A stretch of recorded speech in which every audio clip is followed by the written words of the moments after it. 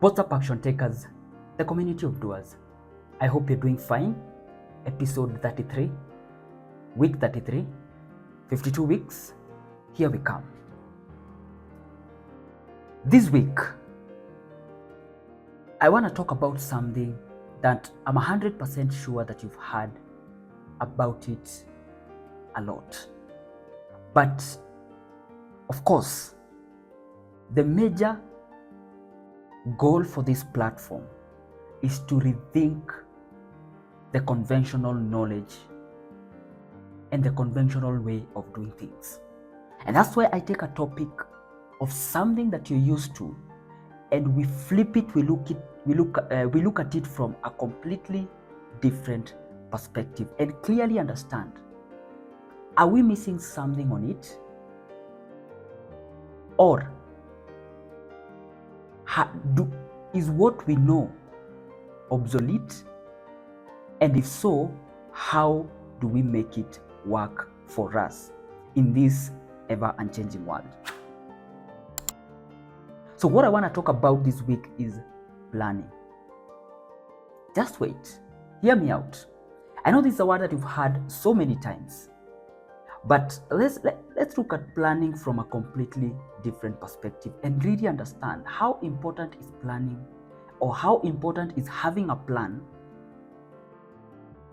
towards where we are going, or towards that which that we want to accomplish, or that life that we wish to have. And I think I can attribute lack of planning to a lot of backlash that we encounter in our day-to-day lives. So before even I go further, for context, let me just define planning just for context. And I was looking at it, and planning is the process of setting objectives, determining the best course of action, and organizing resources to achieve a desired goal efficiently and effectively. It's a fundamental function in a personal development, business strategy, project management, and our day-to-day lives. So that's just definition of planning for context. You can look at it again and again. It's something that you can get out there. But I want to look at planning from this perspective. One, the reason, or let me go through this through a different door. Let me say that lack of a plan is probably, if not the most, or the biggest contributor to lack of progress. Let me say that again. Lack of a plan is the most contributor to lack of progress. And why am I saying that? If you find yourself in your life that you're always procrastinating,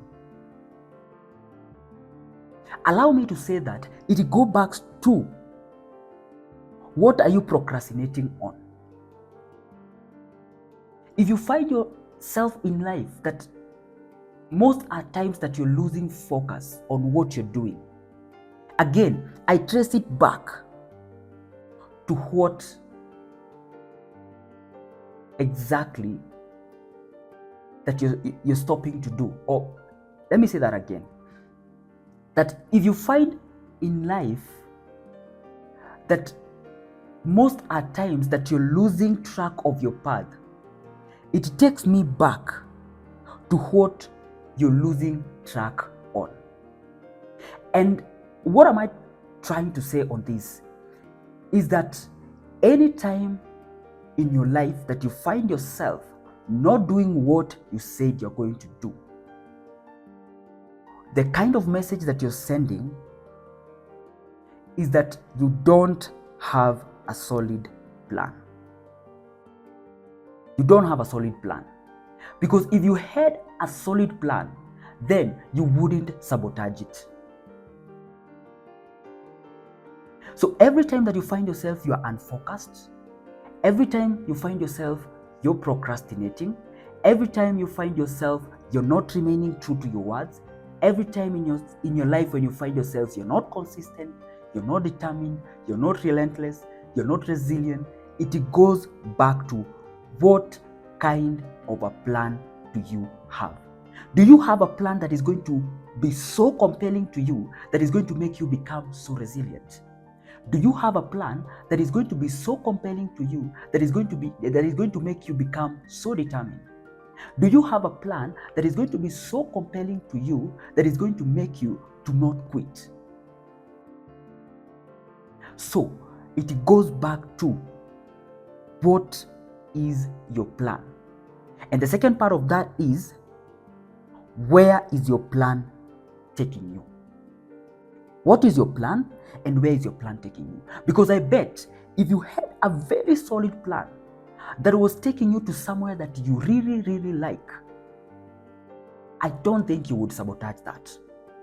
So anytime you find yourself that you're losing track, or you're being unfocused, or you're just not being the best version of yourself, then it goes back to what kind of a plan are you executing and where is that plan actually taking you? And this is the most important thing about a plan, because a plan takes your life and puts it on a course. So this is going to be my conversation and repeat point through this whole planning thing, that anytime you find yourself undisciplined, question your plan. Anytime you find yourself not being the best version of yourself, question your plan. Anytime that you find yourself that you're not making progress, question your plan. Build a plan so solid. Build a plan that is taking you to a place that you so much want to go that you will not sabotage it.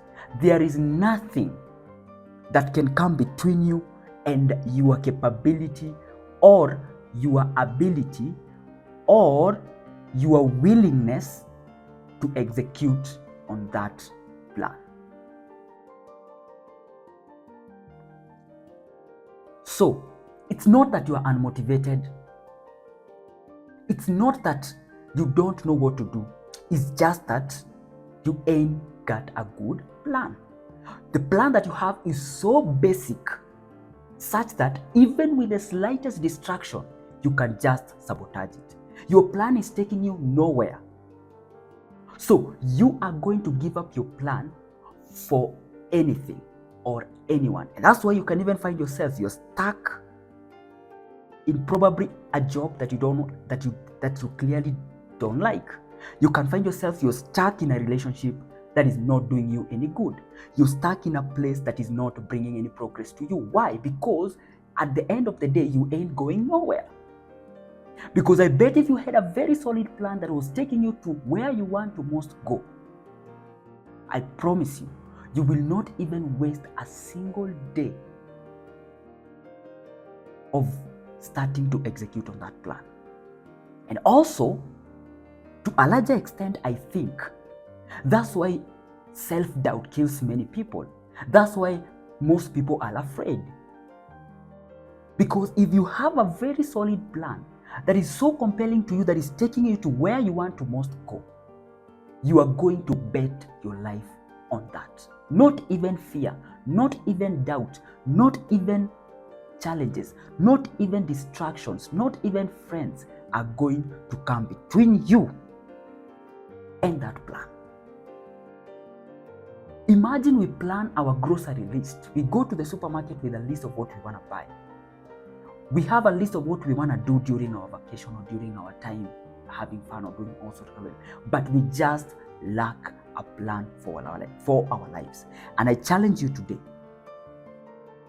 have a plan for your day, plan for your week, plan for your month, plan for your year, plan for your next 2 years, plan for your next 5 years, plan for your decade.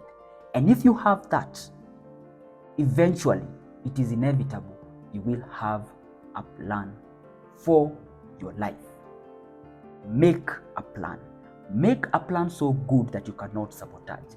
Make a plan so good that fear cannot come between you and that. Make a plan so good that is going to make you resilient, relentless, determined, focused, and all those kind of fancy names that we hear.